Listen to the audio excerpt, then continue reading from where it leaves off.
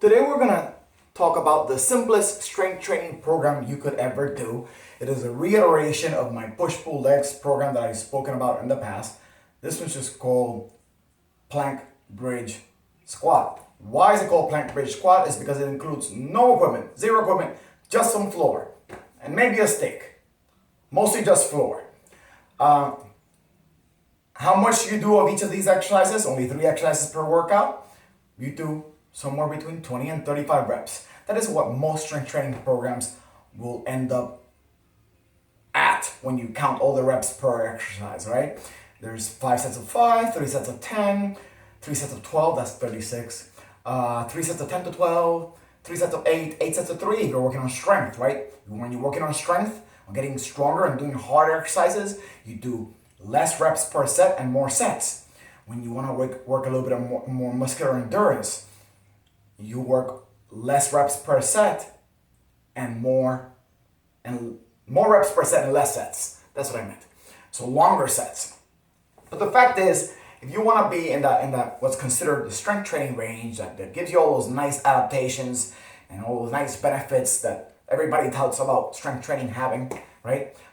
You want to stay, somewhere between the 3 and 12, maybe for most people 6 and 12 rep range, and crank out somewhere around 20 to 35 reps per workout. So pick whatever range you want. It does not really matter. Now, again, 3 movements: bridge, plank, squat. Now we're gonna vary the movements up and down today and progress and regress them based on just two things. These 2 things are points of contact and joints being moved, right? Places that are moving, right? Sometimes we can use load, sometimes you can use speed to progress and regress things. We're not playing with those today. You're keeping it real simple with just 2 things, and we're keeping all the speeds slow and controlled and no external loads. You can still get quite a bit of strength training done with no external loads. And again, this is supposed to be something you can do in your living room right now today. Not even a lot of space is required for this. So, the first movement, and I'm going to keep showing you different variations, pointing out to how the whole points of contact, and more or less movement makes things harder or easier, right? So the first movement is, and if you've watched any of my videos, I start here 90% of the time, is a bridge or glute bridge or whatever you want to call it. It's a bridge. Let's not call it a glute bridge, because then that's telling you that only works the glutes, and that's a fallacy. It's not true. Okay, so my feet are flat, my low back is flat, my chin is tucked, my arms are pressing into the ground, and I use my whole body to lift my hips off the ground, keeping a straight line, keeping this line right here, this relationship, parallel to each other, ribs and hips. Now that's a bridge, right? Great first movement to start with. Second, we're making it like a little sequence, right? A hand and forearm and knee plank. It's kind of like a push-up though, right? A push-up is a plank, by the way. Boop. I press with my forearms, I tuck in my abs, I push my knees down, and I come up in one movement, basically. And everything from here to here stays stiff and solid, right? That's a forearm and knee plank or forearm and knee push-up, however you want to call it. I don't care. Coming up and down. Third movement, we're standing, right? And we're standing. First movement I teach people standing is a standing hip hinge with anterior reach, which is basically your hips go back and forth. It's a lifting motion, right? It's also a jumping motion. It's also a lifting motion. I'll pick something up from the floor. I'm gonna jump, right? But you're gonna do it like this. To make sure you keep your spine in good position and keep your feet flat, you're gonna prevent your knees from going in or out. Just keep them aligned with the toes. And you're gonna push your hips back and reach forward and then pull through. Push your hips back and pull through. That little workout has been a starting point for a lot of people that I've trained in the past. Most people can do that. If you can't do that, please contact me. Now, how do we make it harder? Gazillion ways, right? Easy. So, the bridge. Instead of doing just bridge up, we can bridge up and then take a heel off. Now we have less points of contact, more weight on the other foot. Put the heel down, bridge up, take the other heel off. Or you can stay up here and go heel, heel, heel, and prevent this from moving. You pick. That's a good way of doing it. go into a staggered stance, type of bridge. Then the push-up or the plank, same thing.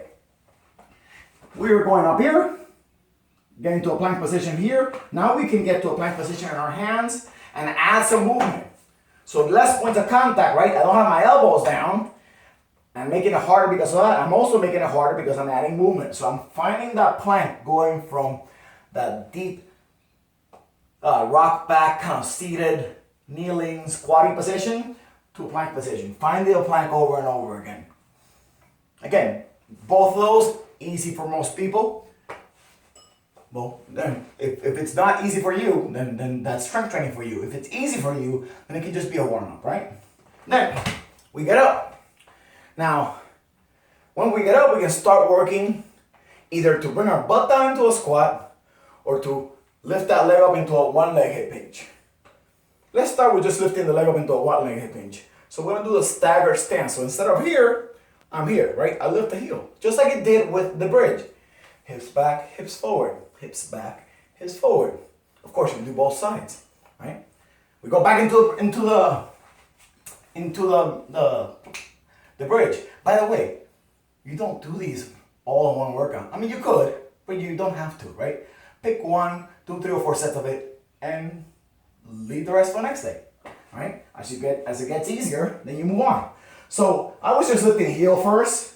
Now hell, I can lift my whole leg. Lifting heel is super easy. I can lift my whole leg, and now most people are gonna be working, right? This is hard for most people at first. Keeping this nice and tight, abs tight, glute tight, no loss of, none of this wobbling around here. Keeping the knot nice and straight. Bringing that knee in. You can march it out here. You can come up and down and lift, right? It all works. Going back to a plank. Now, we're coming in and out of the plank using the movement of the hips. Again, it was a progression because it was more movement and less points of contact. But you're using a big muscle here, a big joint to move you around. Most people don't already have a strength issue with that. Now this one, using the shoulders to get into a plank position, now we're getting into a bit more of a strength challenge for the average person. Pushing up from the knees. Now, I do not want you doing this if it looks like this. You're sneaking up and pushing your butt back. Let's not do that. Let's work on this. And this. Until those two are super easy. Then you can start working on pushing up from the ground with the arms. Of course, you look at how I teach a push-up video, you'll see how sometimes I put my hands on, not my hands or my client's hands on an elevated surface like a table to work on that push-up. Please go look at that video. I'm not gonna go into that right now. Then, standing up. Now, we went from 2-leg hip hinge, mostly hip movement through the hips, to a stagger stance hip hinge. Now let's work on some depth, right? And when we start working on depth and getting more movement out of the knees, now we're working on a squat. And as I've taught before, I like to have a target for my squat. A chair works just fine. I just grabbed those because I had them. And something to lean on, to get some tension off of, to get some stability. A third leg, right? Because I'm adding stability to get more mobility, to get more movement. So I push down on this and I sink into that target. I touch it and I come back up. This could be higher up, right? To make it easier. To make it harder, I can let go of this and reach forward just like I did with my hip hinge. Okay? And again, it could be higher up, could be lower, but it's an option, adding more movement to make the squat harder. I want to keep this under 10. How am I doing? I should stop. So, anyhow, you can progress the squats in the same way, right? You can start going towards one leg. The bridge you can do fully on one leg. The push-ups, you can take your knees off the ground. It's a whole bunch of ways of pushing this up and down. Please ask me if you have any questions. Have a nice day. Under 10 minutes for the... Actually, no, wait, I forgot. IG lets me use 15, so I'm gonna keep going. Okay, so Bridge, once more to a bridge. Now, if I am bridging and I lift, lifting up and down one leg is obviously harder than two legs, is obviously harder than one leg, right? You still have all the shoulders in the ground, but now you can start by lifting with two, taking it off, and then going up and down from the top. Sometimes it's easier to set it up from the top, or you can just lift it from the beginning and go up and down on one. A one leg glute bridge is really hard work, okay? You know, get 3 sets of 12 on those, you know, that's worthwhile work. Now, we already came to knee push-up, right? Now I'm gonna go back to that push back and forth, but now take the knees off the ground, right? Lift my knees off the ground and push into that plank with no knees off the ground. Come back, no knees off the ground. You can put them down and then go to no knees, right? Or you can keep no knees the whole time. Either option works, but we're going back into that push back and forth into a plank without getting the arms involved, okay? So we made it easier by getting the arms out, but we added movement and took away stability by taking the knees off. Then, squatting, right? Back to squatting. I could, once I get a decent range of motion here, right? I could start going into a one leg variation. So again, take my heel off the ground. If I need to, I grab my cane, grab my third leg, and start working towards putting most of the weight on one leg, right? Do I need to have this? No, I don't, right? But I will get more range of motion if I'm holding onto something most of the time, right? I could do this, just kind of a 1.5 stance. And of course, I'm gonna do both sides, okay? Then, back to the bridge. Now, I'm already one leg. I can't do a bridge on no legs, right? So I'm gonna have to go to my upper body, right? Take the shoulders off the ground. And I start this kind of like crab walk position. And from here, I can push into the ground, back and down, just like I was doing here. I'm gonna push back and down, and then use both legs in this case. Again, I added more stability and took some off back here. Both legs into the ground, into a hand and foot bridge. Way harder than this. Maybe not harder than this. I guess it depends on who you are, right? Where your strengths and weaknesses lie. Now, we were already coming back and forth with no knees on the ground. Now, of course, we can do a regular push-up. That would be a progression, right? Or you can do what I call a push back. You go back and then go into a push-up position. And then push yourself back. And go into a push-up position. And then push yourself back. If you're doing those, you're doing pretty good. Let's put it that way, right? You're doing pretty good. You're already there. You can get yourself to those push-backs and regular push-ups. You're doing most of what most people need for strength training on a regular basis.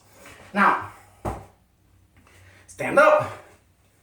Now we can go into a realm of one leg squats. Before you start doing full one leg squats, I recommend first you get what's called a one leg hip hinge, right? So you bring the foot in, and now remember we're doing this back and forth? I want you now doing that without putting the foot down. And when I say without, we want to progress to that, right? We can just move this kickstand too. We can stand here and touch back. Touch here, touch back. That's a good progression. Then eventually though, we want to keep it completely off the ground the whole time. Now once we can do that, and we can do that staggered squat, then we can start working into the one leg squats. I like this one. When you pull the leg in and sink it down into a one leg squat. Again, fairly advanced for most people. But, I mean, we have nothing better to do. Start working towards it. It might take you a year, who cares? We might be in quarantine for a year, hope not. That would not be great. But, well, this is just a way to exercise at home with nothing. I hope some of you find it useful. Bye.